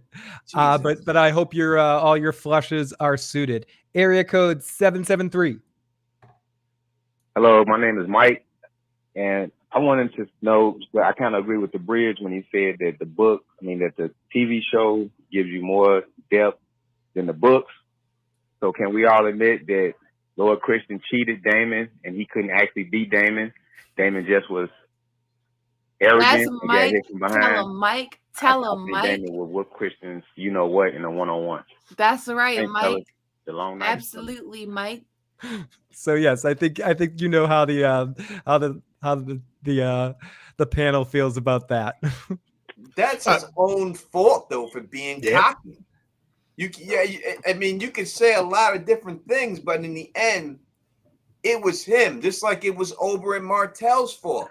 If he would have stuck to the plan and kept that spear in the Mountain's chest, he don't get his head chopped off. Yep. You know what I mean? And smashed him. So that's on him. So we can't say that. You know what I mean? You can get into a fight with anyone on the street and whip one in the fight. If you slip on a rock and get stomped, you lost the fight. That's on you. So, I mean, if it was all things being equal, then yes, I would say Damon should have beat him. But I have to put that on him without a shadow of a doubt. And also, just want to give a shout out to, again, Damon's my favorite male Targaryen character. I like him better than Kristen, but Kristen did dehorse him. He knocked his ass off that horse. If you're in battle and that happens, Damon is screwed because he doesn't have a horse to get out of battle. You know what I mean? Oh, he was riding that rail. We got a beautiful, huge super chat from Claudia M, who just dropped 50 bones on us right here. And let me throw her comment up on the screen. It says, just showing love. I get super excited when all of my faves are on the panel together. Thank you so much. We get excited just hanging out with us too. We're like each other. Whoa, Claudia. Thank you so much, Claudia. That is really, really, thank you blessing us with that. I truly appreciate that, baby girl. Sorry about that. And Kayla just subscribed. Thank you so much. Welcome to the family for subscribing. Truly appreciate that. But listen, everyone has their favorites and their characters and everything else. And I'm not trying to down anyone. You can like whoever you want. That's why this show is great, right? A lot of people hate Sansa. I don't hate Sansa. But people Trash. Sansa's complete trash. I love Sansa. Trash character. Where is my fuck Sansa song? Like book Sansa is 10 times better than show Sansa. Show Sansa, I don't know what the hell. All right, I'll give you that. Are you giving me that? Thank you. Because when we get into her head, yeah, we see that she's just such a kind and loving person. Yeah. Kind and loving. Kind of. Fulan speaks. It's in the chat. My man Fulan is in the building. I'm sure he is extremely happy with his Philadelphia Eagles right now. I'm sure he's extremely happy with his Eagles right now and all that stuff. But yeah, I think so. Red, you seen the episode, right? So we can't go with you on that. All right, You have so to ask me because I'm the only one with self-control. yeah, that's Fair. that's it. See, All right, guys, that's what I'm let's here read for. this super chat. I didn't even actually see the question. I was just for the record, I was thinking about Greg. Greg, I'm just so happy to see you. It's been a little bit. Thanks, Bridge. Happy to see you too. Claudia, thank you for the super $50. Just showing love. I get super excited when my faves are all on the panel together. And it's, we get excited hanging out with each other too. And thank you so much. I truly appreciate it. I'm going to have to fix that so it doesn't show on y'all faces and everything else and all that. So what are you looking forward to? Oh, we've done that. I think we've asked you that question, right? Did we ask you that question? Yeah, you asked me that. That was before I had my spell. That was before you when you dropped it. Let's just go to the phone line now. Absolutely. Yeah, Sorry, right. sorry, my computer's glitching a little bit right now, but That line is just subscribe. Thank you so much. I know we got a super chat from someone else, so when I see it pop up, I will read that one out. But this is a quick voicemail, just a very, very, very, very, very quick one. Someone left. I'm taking a poop. Someone's taking a poop. All right. Well, thank you for letting us know. Yeah, no, we were curious where everyone is while they're listening right now, and That was probably Laris Strong. That sounded like Laris. Gray, I think you're right about that. I think that's exactly who it was. This is from area code 202. Hey guys, love the show. Just had a quick question. Because they changed so much in the books from the TV series, I didn't read the book, but I'm not sure if by now the White Worm series, if she at this part of the story dead already, but since they made her character kind of different from the books, do you think that in seasons to come that her and Clubfoot will basically have a battle between each other to test the minds of who does who for what side, like White Worm for the blacks and of course Clubfoot for the green? Do you think they'll combat those two together? Basically, will we get a Littlefinger Varys kind of thing going on between Loras and the White Like Worm? a real one, like they really would try to fight, because Littlefinger and Varys never got at each No, other. they just flirt with it. Right. We always wanted it to happen. So, do you think we get that? That's the question. Something like that, but yeah, I do. Because I know we saw like Mysaria Laris burn down, or Laris's little fireflies burn down the house of Mysaria's, but I'm pretty sure Mysaria is still alive, and Mysaria has a big part to play, and she's gonna be on Team Black. All right. You would think she would be. She was fucking the dude. I mean, we still have a handful of voicemails to get through. Real quick, I think with this extra color we've gotten from Mysaria in the show with her loving children, it'll be interesting to see how much she's on Team Black versus how much she's on Team Children and Small Folk, and whether she can leverage the Blacks to accomplish her goals. the super chats for Gray. He wants to know: do you think that Damon actually loves Rhaenyra? We've answered that question. Yes. Absolutely. Do you want to know why I think it? Yeah. Okay. So Damon loves Rhaenyra. Damon is a fucked up individual, right? So what you would normally think a person wouldn't do to you because they love you might not always apply when it comes to Damon. The only people Damon cares about is Damon, Viserys, and Rhaenyra, until Laena comes and Bela and Rhaena and his children. It's all he has in this world is Viserys and Rhaenyra, and he's always like before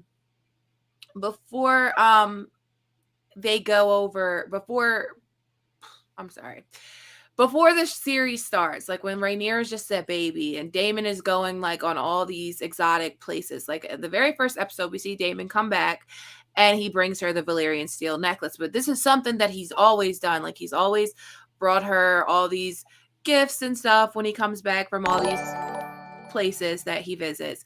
But I really genuinely, honestly think that Damon wanted to go back to Pentos with his babies. Like he wanted to take Baela and Rhaena and he wanted to go back to Pentos. The only reason he stayed there with Rhaenyra is because she asked him to. Because she asked him to, and because she really needed him. He wouldn't, anybody else there could have asked him to stay and he would not have stayed. He stayed for Rhaenyra. So yes, I think he loves her. I just think he's a fucked up person. Gold Soul, thank you for the super chat. It says, love to see all my favorite Song of Ice and Fire content creators together. What is the biggest single mistake anyone made all season? Example is Alicent declining the marriage proposal from Rhaenyra. What is the biggest mistake? I think it's Lord Corlys and other people ignoring the fact that Laenor is gay. They forced him into a marriage where inevitably, like they worked out their deal and they loved each other. He even loved the kids that she had with Harwin. But that's at the root of pretty much Rhaenyra's claim to the throne, is the fact that Laenor was forced to do something because he wasn't appreciated for who he is.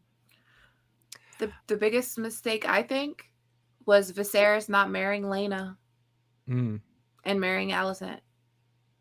Viserys being so preachy about, oh, we do this service to the realm, I have to remarry because it's for the realm. But the best choice for you to marry was Laena. She had Vhagar. She was the richest house, and you left that. It's kind of like what Bridge is saying. Like Viserys left that task that he didn't want to do to his daughter. And his daughter wound up having to marry Laenor, and Laenor had to marry Rhaenyra. That was the worst mistake, I think. It truly is one of the biggest. It's hard for me to say anything was bigger. But Tony, wouldn't you normally say? I didn't want to say your point. You always go off about the fact that Viserys should have stepped down, should have given it to Rhaenyra. Well, all right. So yeah, if you want to go that route, then I believe that Viserys should have stepped down when his health was failing him, and then given Rhaenyra the throne. If he would have did that, then there would have been no disputing that she was queen, and all this is moot. I also think a mistake, and I'm not sure how they would have necessarily handled it, would also be Rhaenyra leaving for Dragonstone and not staying around at that point after the fight with the kids, and leaving King's Landing just for the High Towers and Alicent to control. At least if she had stayed there, had a presence there, had her a base of operations be there, maybe there would have been conflict sooner. Maybe she would have been able to connect with Viserys, and something like what Tony is suggesting could have happened, because she would have been there with Viserys and essentially been his hand instead of Otto just stepping back in. I mean, Rhaenyra would have been a very interesting choice for a hand as well, to be taken to take over leadership later if Otto never comes back into the picture when everything goes down in that situation, instead of piecing out and leave after the kids fought. All right, so we gotta get through some of these super chats. We got some voices. We'll be off in a second. AR Kagan says, this is for Gray. Speaking of love, out of everyone, which character do you think is driven by true love the most? Which character is driven by true love the most? Rhaenys. All right. Bridge, what do you think? You're gonna have to come back to me. I was gonna say Rhaenys. It's gotta be Rhaenys. It's gotta be. I would say Corlys is driven by love of his wife. That everything he's doing is for love of his wife. Aemond for love for a dragon. Where's Corlys? Where is he? Yeah, where is he? We'll have to see if he survived that. Jenna S says, not on topic, but what's the worst in your opinion? King slaying or breaking guest right? It depends who you are. Yeah, if you're a northerner, it's guest right. I think they're both on the same level. Cows are dumb, I do believe, is what it says. Thank you for super chat. It says, I love you, Gray. Agree with everything you say. Always right. F. Otto, Team Black, period. Don't like how they Can remove I Damon's redeeming qualities. can I say something? Yeah. real quick? Gray area. She didn't have Vagar yet. You're inventing shit. No, she didn't have Vagar yet, but her mother was a dragon rider and her brother was a dragon rider, and it was a given that she was more than likely 99% gonna be a dragon rider. She was Valyrian blood, and Alicent Hightowers from fucking Old Town. Please, Lena was the better choice. Next. No doubt. I mean, Strong said it to him right off the bat, and Strong hasn't been wrong. If he said it from the jump, this is who you marry. He didn't want to marry her because he wanted to fuck right then. Let's be Yeah. real. He didn't wanna want to wait. He couldn't wait for her to grow up, because that's the only reason why he brought up not to marry her. And Strong told him she'll age up. Don't worry about it. But he didn't want to wait, so he married so he could stick it in right then. I think Patty Considine. Wow, what an actor! His facial expressions when he was on that walk with her, how uncomfortable he was that they put him in that situation. So it's like I feel like it wasn't just about like, oh, I don't want to have sex with this girl, and so I need to find someone I can have sex with. It was also like, no, I can't do this to this girl. She's no. We do have a few more. We have like 5 more voicemails, but we'll get to as many as we can in the next few minutes. And we thank you guys all for calling. So I might skip around, zip through them a little bit. Area code 561. Hi, this is Kat Doro. I don't really have a question. I love this season so much. I mean, I feel like this series has developed character arcs so much faster and so much better than even the first, 3 or 4 seasons of Game of Thrones. There are a few people that you kind of hate and you have to hate, but the rest of them, I don't know. It's just done so well. I really, really am enjoying it. Thank you, Dora. That is a great voicemail. We very much appreciate it. This is area code 216. Hi guys. How do you feel about thinking some people have been talking about the showrunners and writers not having a cohesive vision and also doing a disservice to the fans by not showing those things that they failed to explain with the time jumps, with the things that happen in the background, even explaining why Viserys took Otto back on despite the fact that he betrayed him, why Alicent is even allowed to have Christy be her basically her Kingsguard and everything after all the missteps he's done. And it's just even him being able to rough up the Princess Nyra's boys in front of Viserys and Lionel, as well as him being permitted to even insult Harwin, because that could have been nipped in the bud right away.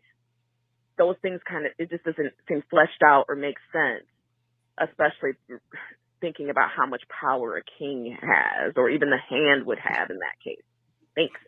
Yeah. I mean, some fair points. Before we get into that answer real quick, I do this every week, and no, I'm over here. All right, and I wasn't able to do it yet, so let's just run this real quick. Where is it? Right here. All right. So every week we do the Nielsen ratings. We've been doing that every week to show you where House of the Dragon has been ranking compared to other. Okay, tell me Cobra Kai isn't number 1 again. Compared to other streaming shows. So here we are right now. This is Dama just entered the fray and was number 1 from Netflix. That's behind. Yeah, it is behind. It's behind. This is from week 19. Okay. September 19th to 25. Dahmer's number 1 by far. Cobra Kai, and then listen, right behind it, House of the Dragons, and then the Lord of the Rings, Rings of Power. Every time we've seen from up in this point, Lord of the Rings has always been above it. But by episode 6, it has passed. I don't know how it was ever above it. Sorry. It was the whole season. But it has passed it now. So I want to be fair, because every time we've done it, It didn't pass it. So now we've seen that it did pass it, and it's growing as the season goes on. All right, that's all I wanted to say.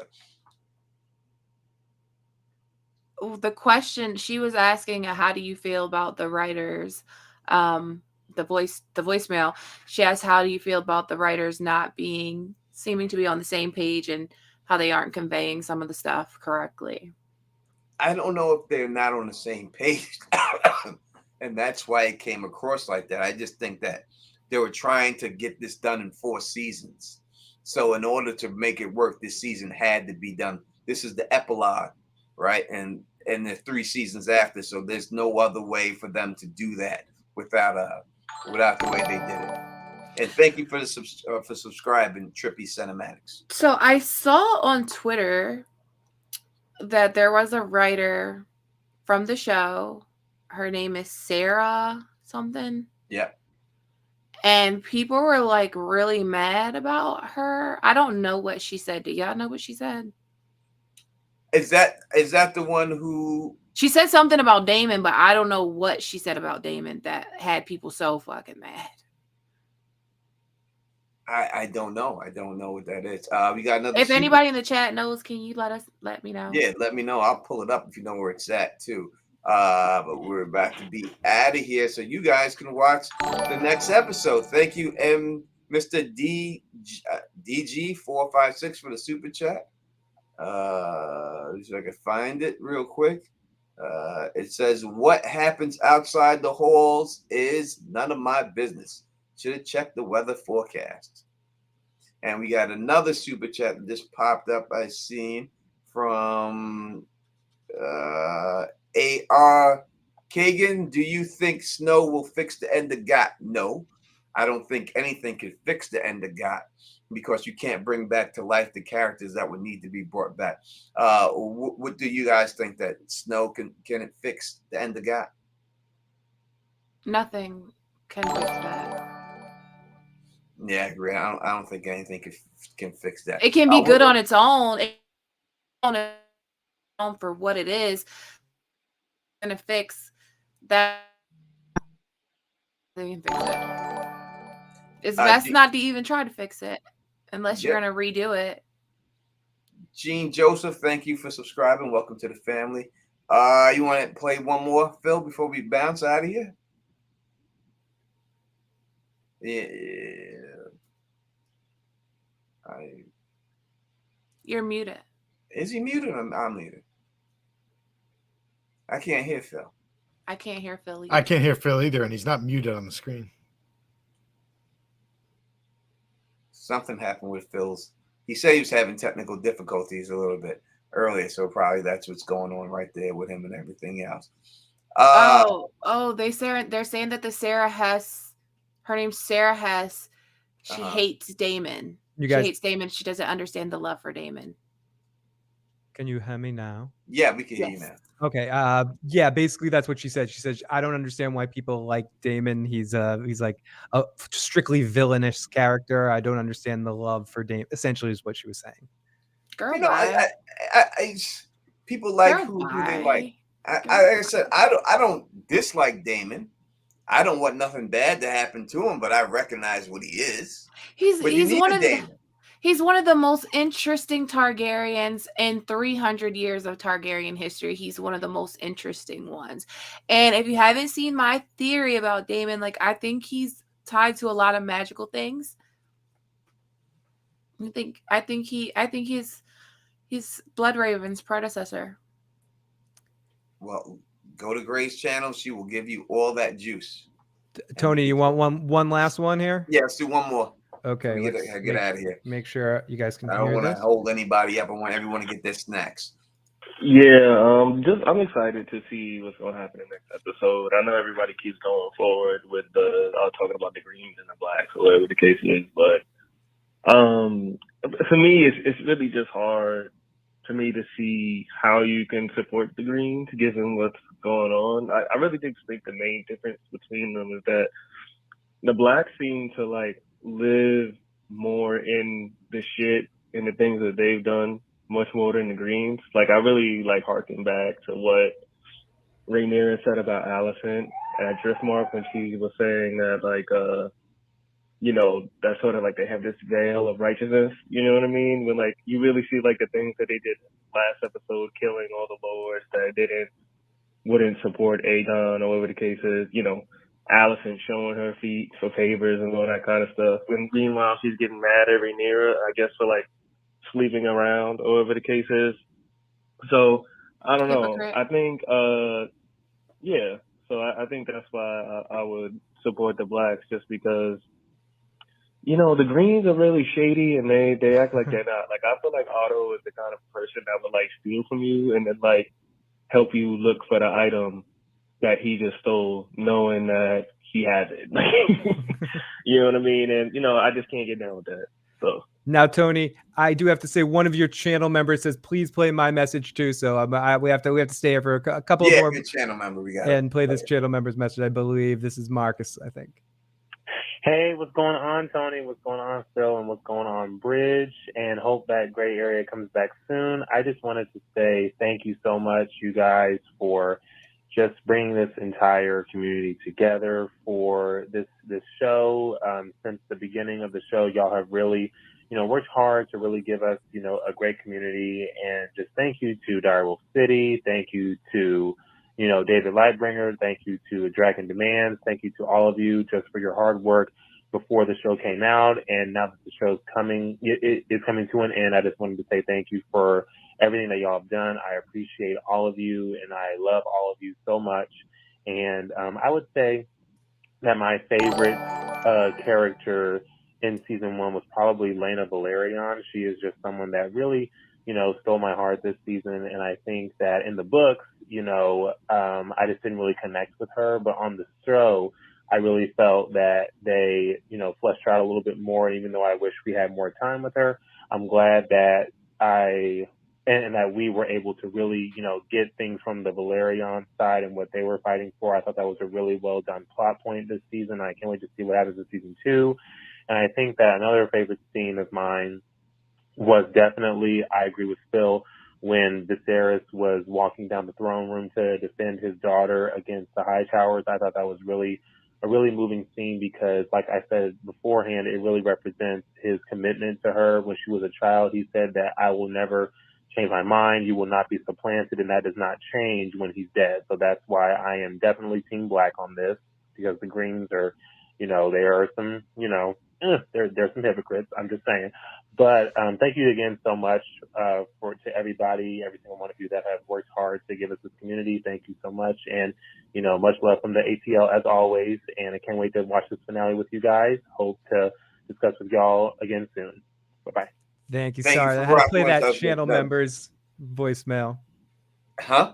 I said, sorry, I had to play that channel member's voicemail. No doubt about it. Channel members, you always get first thing. And I'm doing something. I'm going to do a certain thing for channel members very soon. You're going to get that. Carl Away, thank you for the super chat. Says, my faves, thanks for all the content this season. We love you, Carl Away. We love you. We love you. You're the best and super talented and everything. We love you so much. My band member. And John Del Vento is here at the end. What up to John D, part of the Creatives Guild. Love John D and everyone else. So thank everybody for coming out here and rocking with us, man. It was it was a great time. Great. Thanks for rolling with us in this last one. Always. And everything else. Next week we'll start live stream. Obviously, we'll still be doing House of the Dragon stuff. Don't. That's not gonna go away. We'll still be doing that through the whole 2 years. We'll be dropping videos for that. That's no doubt. But I'll be starting the interview with a vampire and the peripheral live streams next week. So this is your chance. If you haven't watched Interview with a Vampire yet, this is your chance to go catch up. And peripheral just dropped the first 2 episodes. So hopefully y'all join us. I know Phil will be on there with me on both of them. I think Elamar is going to join us for the Interview with the Vampire one and everything else. So that is what's up. MDR says, I'm new to the channel. Thanks for leading me here. Thanks for joining us. Truly appreciate you coming through. Make sure that you go to Fill the Issues Guys channel. When you are done with the episode, he will have a live stream right there to drop everything. Who knows? Maybe the Don Tony Teflon will be able to stop by tonight. Maybe you might see that. You might see a Rock it lot of off with people. you and everything else. That'd be great if I could actually do that. But my voice is getting a little raspy and stuff. All right. Thank everyone again for rocking with us and everything else. Truly, truly love it. If you like the way we do this, please. And Joe Hudson, thank you for subscribing after last. Welcome to the family. And if you like the way I do this, please thumbs up this, spread this across the realm, and as always, subscribe. And until next time, you know who it is. Peace.